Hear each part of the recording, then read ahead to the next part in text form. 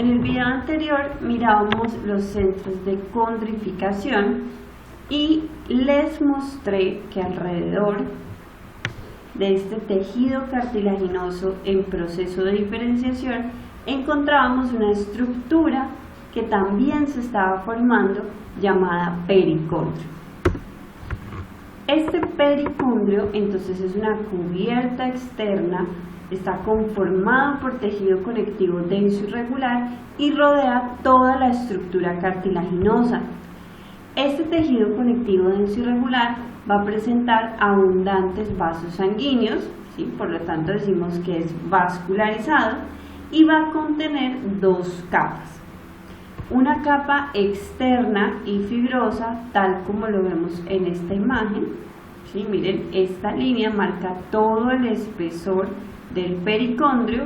En la parte inferior observamos el tejido cartilaginoso propiamente y aquí vemos una línea punteada que muestra con el número 1 la capa fibrosa, ¿sí? Que va a tener abundantes fibras de colágeno tipo 1 y fibroblastos, y una segunda capa que va a ser más interna, es una capa celular o capa condrógena, que va a contener abundantes células condroprogenitoras y va a tener hacia la parte más cercana del cartílago condroblastos. Esta estructura entonces va a ser muy importante por dos razones. La primera es que gracias a que contiene abundantes vasos sanguíneos, es a este sitio donde van a llegar los nutrientes, que luego por difusión a través de la matriz extracelular van a llegar a las diferentes células que están en el interior de la matriz cartilaginosa. Entonces esa sería una primera función, el aporte de sustancias nutritivas. La segunda función entonces corresponde a un mecanismo de crecimiento. Resulta que como esta estructura tiene en su capa condrógena o celular células condrogénicas, a partir de esta capa se van a diferenciar entonces nuevos condroblastos y por lo tanto luego o posteriormente más condrocitos. Entonces, como lo vemos reflejado con estas dos flechas, vamos a tener un crecimiento que es por aposición de nuevo tejido cartilaginoso desde los diferentes frentes donde se encuentra el pericondrio. Decimos que es un crecimiento que va de afuera hacia adentro, porque cada vez se colocan más y más capas nuevas de tejido cartilaginoso. Entonces, si le damos como un sentido a ese proceso de diferenciación, podríamos decir que desde el pericondrio hacia la matriz cartilaginosa se diferencian las células en este sentido. En la parte más externa tendríamos en la capa fibrosa los fibroblastos, por acá por fuera. Luego vendrían las células condroprogenitoras o condrogénicas que comienzan su diferenciación gracias al factor de transcripción SOX9 a condroblastos, que los encontramos en la parte más cercana a la matriz cartilaginosa. Y finalmente estos condroblastos se van a diferenciar a condrocitos. Estos condrocitos ya están en la matriz propiamente cartilaginosa. Vamos a hablar de cada uno de estos tipos celulares. Las células condroprogenitoras entonces las encontramos en el pericondrio en la capa celular. Son células de morfología fusiforme, ¿sí? Son muy delgadas, pero a diferencia de los fibroblastos, porque recordemos que en el pericondrio también encontramos en la parte más externa fibroblastos, vamos a buscar unas células que tengan un espacio blanco, ¿sí? Aquí las estoy marcando. Mire que su núcleo se ve alargado, tienen escaso citoplasma, pero las encontramos ubicadas en un espacio blanco. Este espacio blanco es una pequeña laguna, ¿sí? A medida que las células se van diferenciando, esta laguna se va volviendo cada vez más grande. Entonces recordemos que estas células condroprogenitoras derivan de las células mesenquimáticas y su función entonces va a ser diferenciarse a células condrogénicas, o sea, a células condroblastos. Estas células condroprogenitoras entonces inicialmente secretan abundante ácido hialurónico, también tienen la capacidad de secretar colágeno tipo 1, digamos que ellas están en proceso de diferenciación hacia células más especializadas, por lo tanto todavía no secretan los componentes propios de la matriz cartilaginosa. Dependiendo de los factores de transcripción que actúen sobre estas células, ellas también podrían diferenciarse hacia un linaje óseo. Por lo tanto, es muy importante la señalización que estos tipos celulares reciben. Y entonces, de nuevo, vuelvo a resaltar la participación del factor de transcripción SOX9 para asegurar una diferenciación hacia el linaje condrogénico. Si la célula condroprogenitora recibe la señalización para continuar al linaje condrogénico, entonces se va a diferenciar hacia un condroblasto. Estos condroblastos también los vamos a encontrar en el pericondrio, en la capa celular, pero los vamos a encontrar muy cerca de la matriz cartilaginosa. Entonces vamos a observar aquí unas células, digamos las más delgaditas, decimos que son condroprogenitoras, y las que ya vemos un poco más ovaladas, como estas que estoy señalando con azul, que son más ovaladitas, son condroblastos. Digamos que este es un estadio de diferenciación un poco, digamos, intermedio hacia las células que ya llamamos condrocitos, que son las células maduras. Por lo tanto, a veces es difícil diferenciar entre si todavía es una condroprogenitora o si ya se diferenció hacia un condrocito, ¿sí? A veces es complicado, por eso para la parte práctica nosotros no vamos a diferenciar los condroblastos, ¿listo?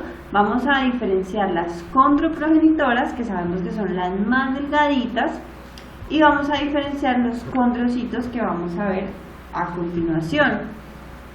Para resaltar de los condroblastos, entonces vamos a decir que ya son células propias del linaje cartilaginoso, por lo tanto van a comenzar a sintetizar de forma activa la matriz cartilaginosa.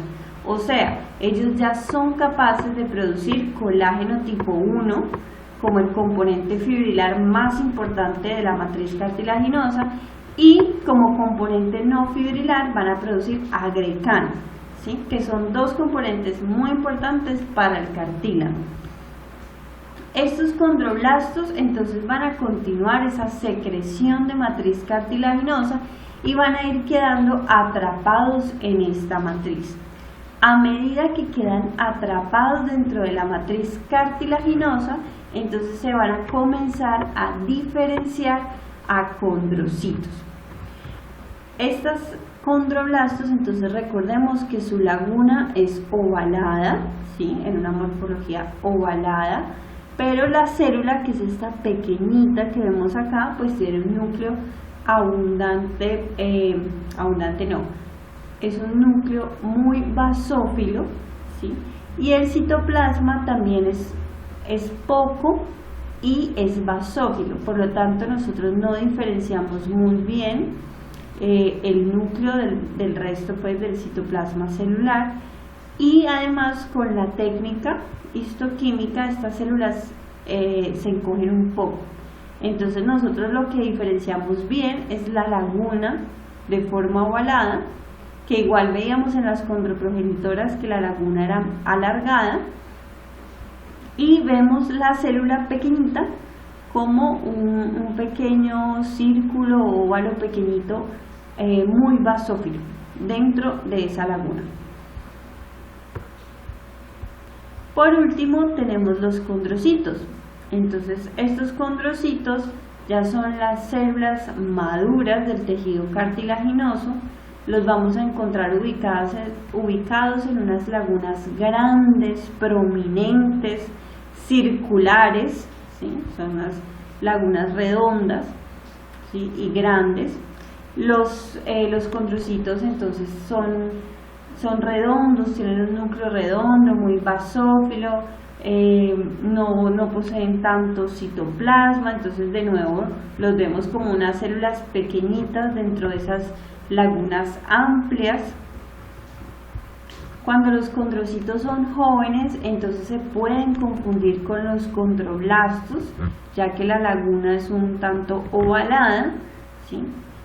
Entonces por eso de nuevo les insisto que los condroblastos no serán identificados en la parte práctica, pero cuando ya estamos aquí dentro de la matriz cartilaginosa, sabemos que todos estos que están aquí bien adentro de la matriz cartilaginosa son condrocitos. Estos condrocitos tienen la capacidad de realizar mitosis, ¿sí?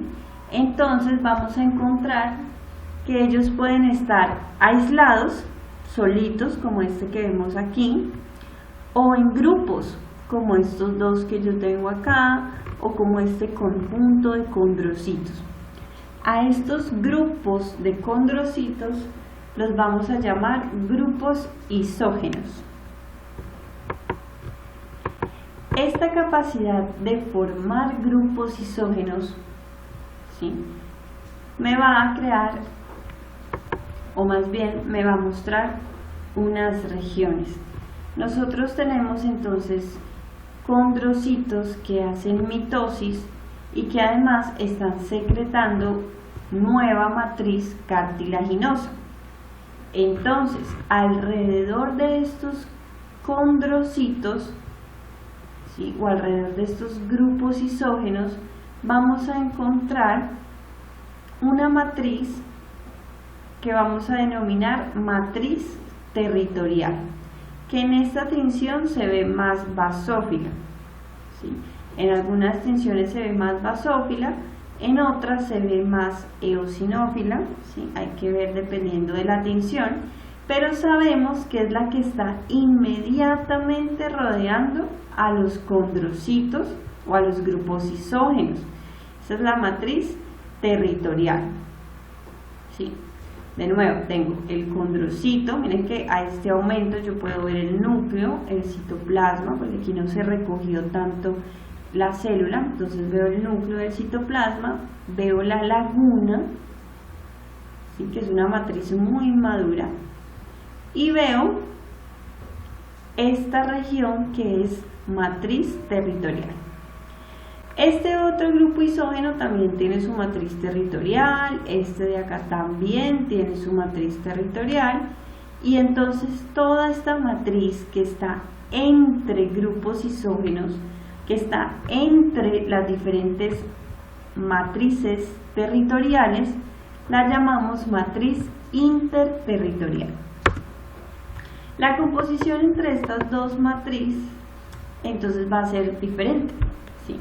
Recordemos, la matriz territorial es la que rodea a los grupos isógenos y a los condrocitos, y entonces va a tener diferentes o mayor composición o diversidad de colágenos y una concentración alta de glicosaminoglicanos sulfatados, mientras que la matriz interterritorial, que se encuentra entre las diferentes matrices territoriales, va a tener mayor contenido de colágeno tipo 2.